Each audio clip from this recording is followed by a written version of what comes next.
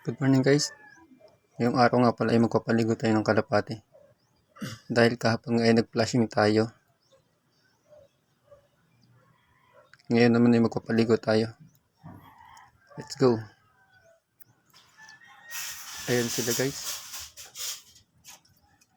Diliguan natin sila. Para matanggal din yung mga kuto sa mga balahibo nila. Sama natin itong mga breeder natin.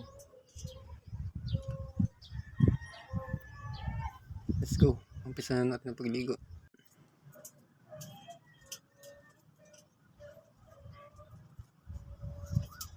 Ito nga pala guys yung gamit ko sa pagpapaligo. Malatayon. Ang galagay ako nito 5 takip lang para hindi masyadong matapang yung timpla sa tubig.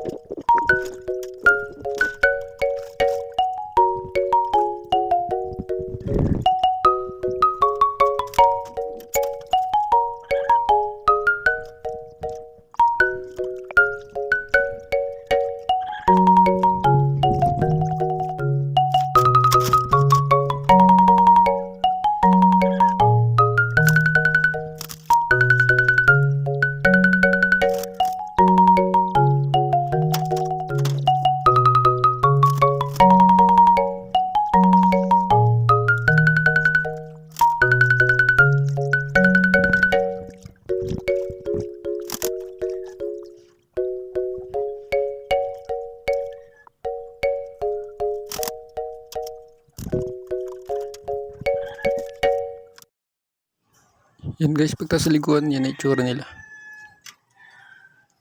Yan din nga pala yung paraan ko para mag-viewing ng mga YB. Para hindi bigla-biglang nalipad.